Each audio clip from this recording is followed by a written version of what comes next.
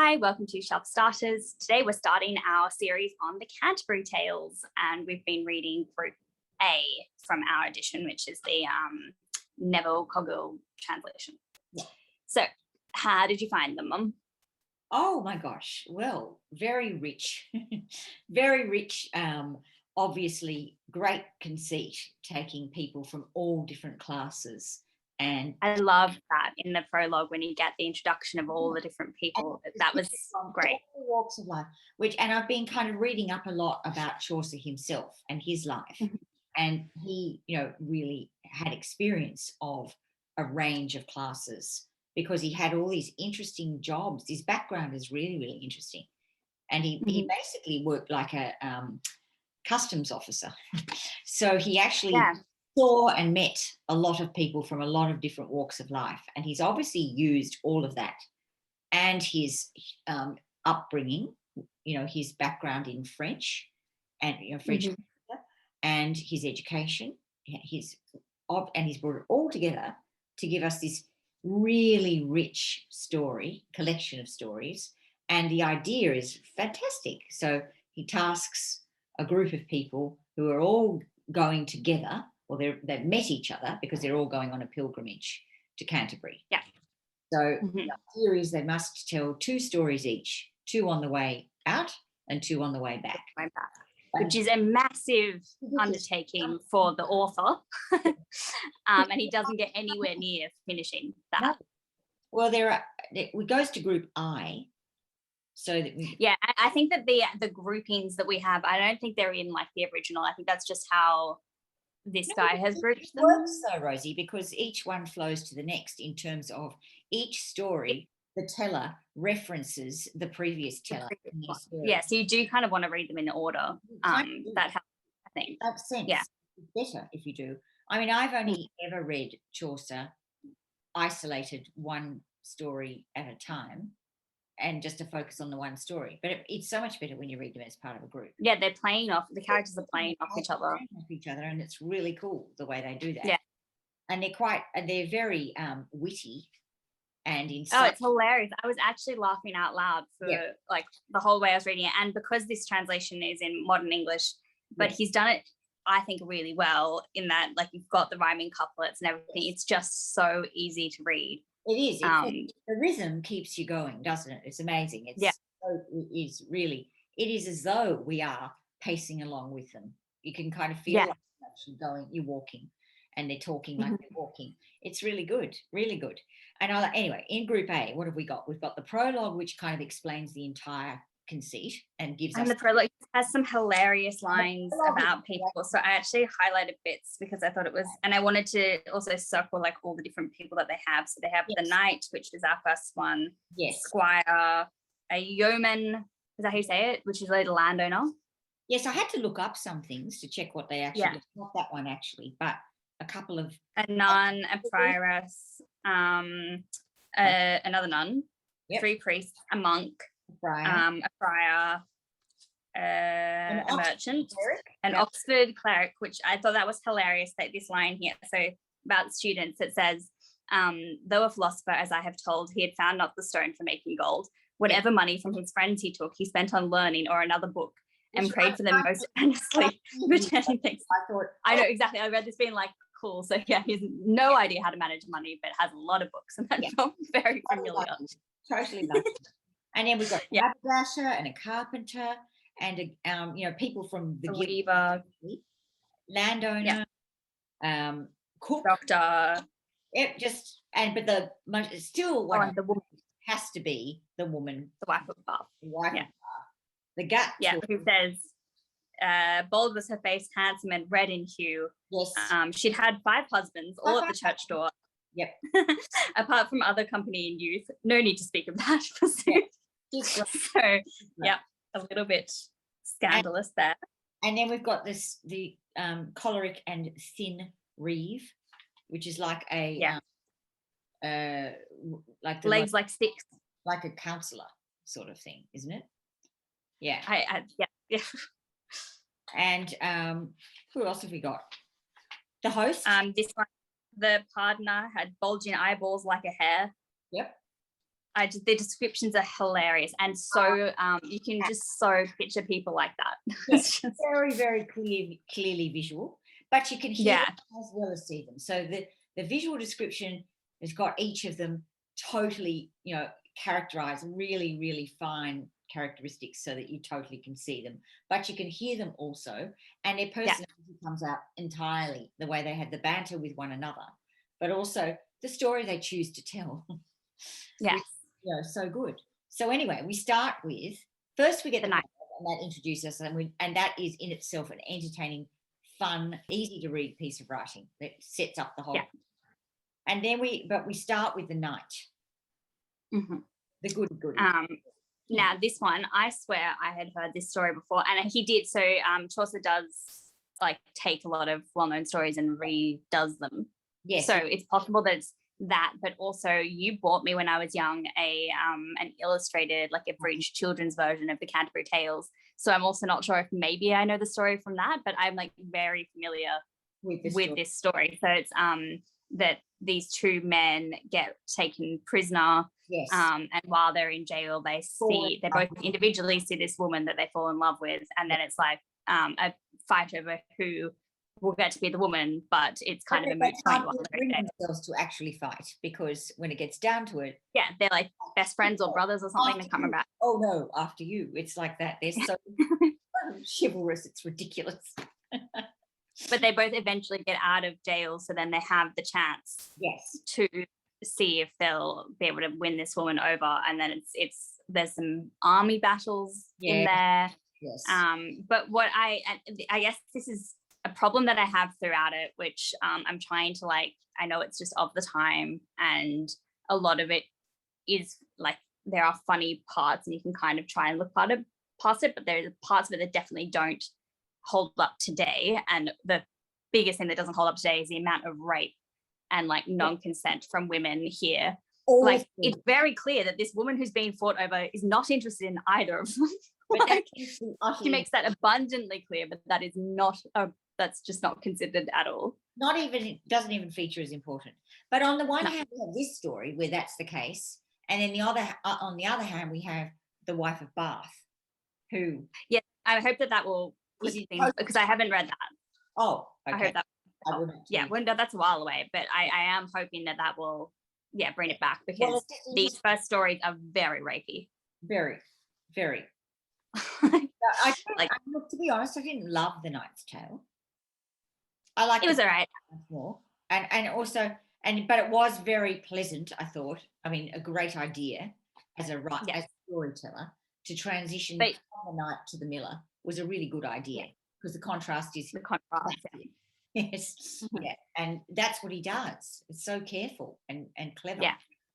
And that's like the chivalry stuff. You don't really like that as much as I do, I guess. So I did like that, but definitely the Miller's Tale is the best of this section, I thought. Yeah, the Miller's Tale, because it's laugh out loud. Funny. Yeah, and he's so vulgar, and so vulgar, but so also in your face, no, like, I'm not taking this rubbish. Let's get down to a proper story. And he's drunk, isn't he? Yeah. Well, the Miller certainly. I think he is. And I think they're because that's why he speaks when he's not meant to. It's not even his turn, apparently. Yes. It says the Miller very drunk and rather pale. Yeah. So he's telling this story while he's drunk, which might explain some of the vulgarity. It would be like this anyway, as we can all tell. Yeah. But it is. If the words get muddled in my tale, just put it down to too much Suffolk ale. And then his story, is that how you say it? I don't know, being Australian. Suffolk, yeah, I think, yeah. So basically, the Miller's Tale, the story of the older man, younger wife, and then the threat of a student, a young virile student coming into play. And so it's this elaborate story about essentially how the student's going to get with the young woman, but all the catastrophes that occur along the way. And then there's another guy who's interested as well. Yes.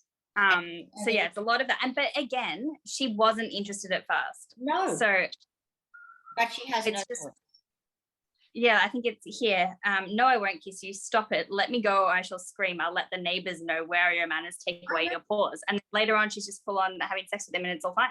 Yep, it's all pretty. But I mean, from the very beginning, it says that, you know, he kept her in a cage. For he was old and she was wild and young, he thought himself quite likely to be stung.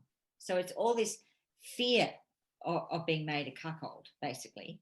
Yes. And I love the little sermons in between. A man should pick an equal for his mate. Youth and old age are often in debate. However, he'd fallen into the snare, you know, like, oh, try to. Yeah. Everyone should be warned. But and I love the descriptions of her also. Her body as slender as any weasel's. I didn't actually even really understand. Very attractive. And soft and tender. And then a whole heap of white imagery.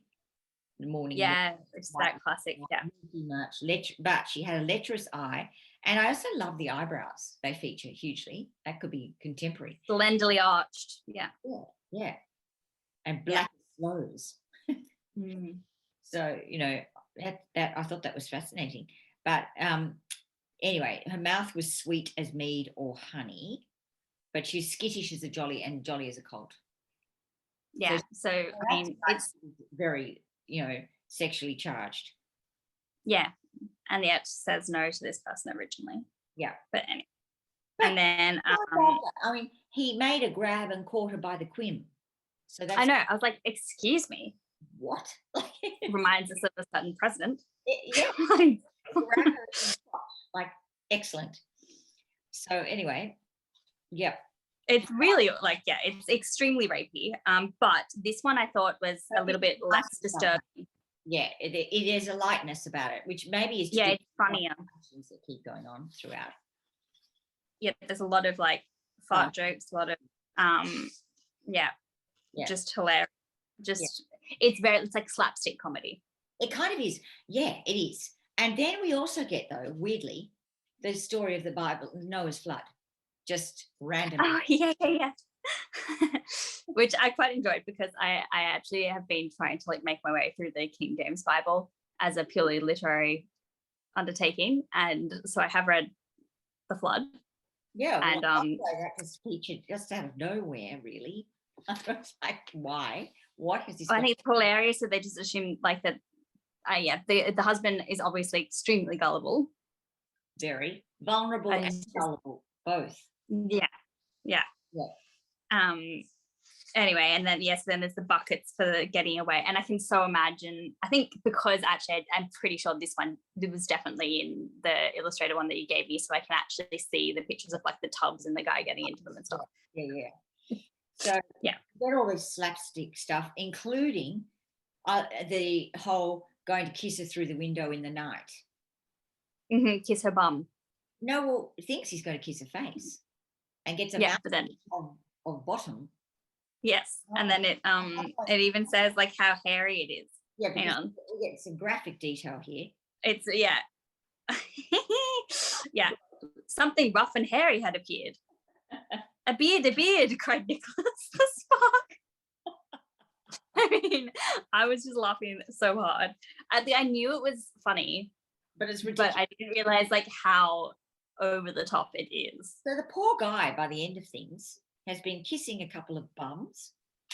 Being farted at in the face. In the face. It's a lovely time. All of this. In answer to the summary. And so the carpenter's wife was truly poked, wink. Oh, yes. And Absalom has kissed her nether eye, and Nicholas is branded on the bum, and Comfrey all of us in the cum. Yep, I know, hilarious. So that was a very welcome light contrast to the Knight's Tale. Yes, the earnestness of the Knight's Tale, I think. And then the next one I didn't like as much, and I think because it extended that this is the Reeves Tale, it extended the sort of rapey, jokey thing, but it wasn't as funny, and it was a little bit more disturbing to me. Oh, really? No, it wasn't. And it was like it just it's that whole thing about like you can't see who the person is in the dark, so you're tricking them into having sex with you, which I was just like, oh, I don't see that as that funny. And also in this day and age. a baby in a crib. Yeah. And it's like, ugh, don't bring a baby into this scene, it's gross. Yeah, it was just a bit like you plant the baby in a certain place so that the woman will jump into that bed thinking that the bed near the crib is where her bed would be, and then she ended up with a man. Oops, had sex with the wrong person. I felt, please don't bring a baby into this, it's gross. Anyway, I didn't like that one very much either. But the last line, thus I've paid out the miller with my story. I mean, that's the point of every story, to pay out the person before. Yeah, so he was very much because I think the miller is the victim of the story. The man that it's all happening to. Because the whole point is they don't like the miller because the miller has been stealing flour from people in the story. Yes, he's been ripping people off with the measurements, I think, and like taking for himself. Yeah. So anyway, there's always a little bit of a moral in all of the stories, like a lot of them. And so I read somewhere that it was sort of that idea of the morality place that, you know, was really part of medieval. It's just like that's what you did at the time. You didn't tell a story just for fun. It always had a point to teach someone something. Yeah. And this was based on, I think, at the time, or at least influenced by that Italian one I read. Yes. The Caccio. Yep. I did read all of those. It was really influenced by that. Yeah, which was interesting. That was the one that where I can't remember if I told you about it, but it's only nobility, which is the difference, I think, and what makes Chaucer's one so much more interesting, I think. It's just like a group of men and women from like the upper classes during the plague, and they escape, they quarantine in their own house, and then to pass the time they tell each other stories each night. So it's that same thing of like there is a background story and then they're all telling their own little stories, and you get some of the personality of the characters who are doing the narrating in the stories as well. But it's they're all the same class, so it kind of is still, it's only the one snapshot of society.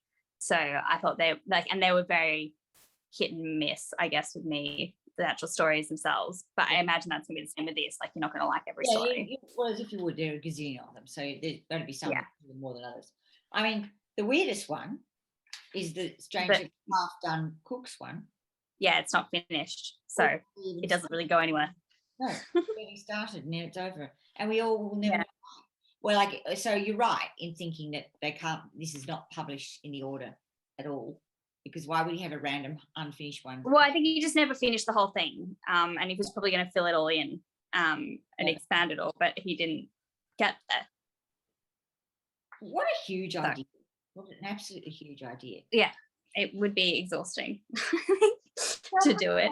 How long was the pilgrimage supposed to take?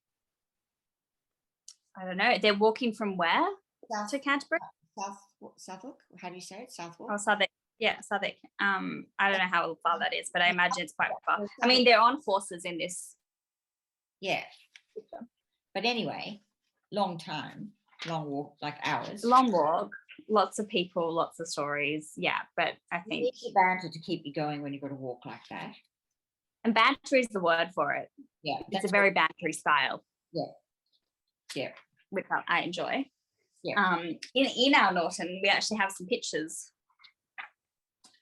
What do we? Looking at that, I was actually interested to see if there was anything like a map. Okay, yeah. So this page, we have. Oh, can we see? That's Chaucer.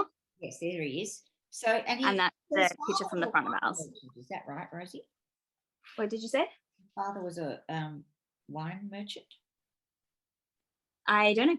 Maybe. I think so. I know these are good pictures, but they're pictures of the people, you know, like of the various classes, aren't they? There's no map, I don't think. No, I don't think we have a map in here, but we can look up how far and how long it would have taken later. I mean, I guess, yeah.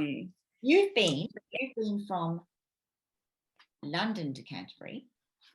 Yes, it took like an hour on the train. Yeah. Not walking. Yeah, very, very quick.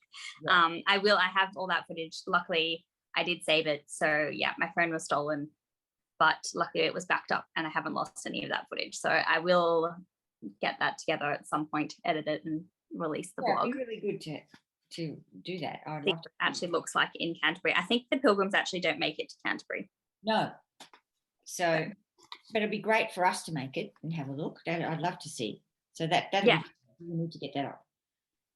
Yeah. And then we go from there. We're going to go to Group B, and Group B starts with a lawyer, doesn't it? Yes. So there's Group B there's quite a lot in Group B. I think they're all like shorter ones. Oh yeah. So yeah, there's the Man of Law's tale. That's what, and then maybe the Monk's tale is probably the next like well-known one, and the Nun's Priest's tale. Nun's Priest is really famous, that one. But I think the other ones in between might be quite short. I mean, that one, Tale of the Melody, it says in synopsis, so I think that might just be a summary of what he actually was planning to write. I don't know. Yeah. So yeah, I think there's more in this one, but they're possibly shorter, and then yeah, see what happens after that. Yeah, but I'm really enjoying it so far. It is really easy to read. It's really easy to read, definitely. Yeah, and it feels like we've been waiting all this time to get to it, and it's worth it. Yeah, I totally agree. And you can like some of them, really dislike others, and that's part of the whole. Yeah, I quite like that we're splitting it up this way, because we really can think about each individual tale and think about which ones are working with us and which ones aren't, which ones stand the test of time and which ones truly fail, like the Reeves tale. Yeah. It was just disturbing and not that funny. You definitely had to be there, Rosie, obviously. Yeah, like, oh, haha. Yeah, I don't know. Well, yeah, no.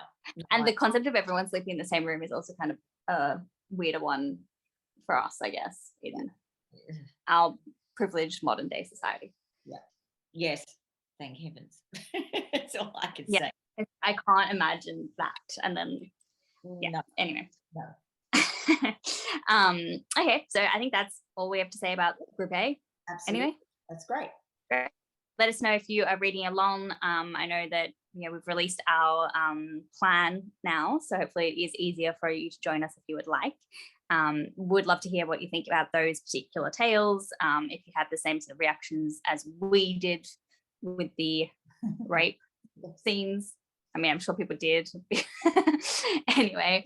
It's interesting, isn't it? Not funny at all, but interesting that we've dealt with the violence in the previous era. Quite, that was okay. I mean, it's not like Beowulf with the bucket of laughs. Yeah, that was all, we could deal with all of that. Blood, head chopping. Yeah. But, yeah, the whole rape thing. But you're right, it is because it's all told by men at this point. And I think that, if we get to see what nuns and the wife of Bath and that sort of thing, maybe it will start feeling a little bit more balanced out. But in this particular Group A, it did not feel balanced at all. Not even likely. Yeah. Anyway, fun and pretty and there for the picking, basically. Yeah. And that's great. Gross. Yeah. Yeah. Excellent. All right. Well, let's see everyone wrap it up there. Yep. Thanks for watching, everyone, and see you again next time. Yes. Bye.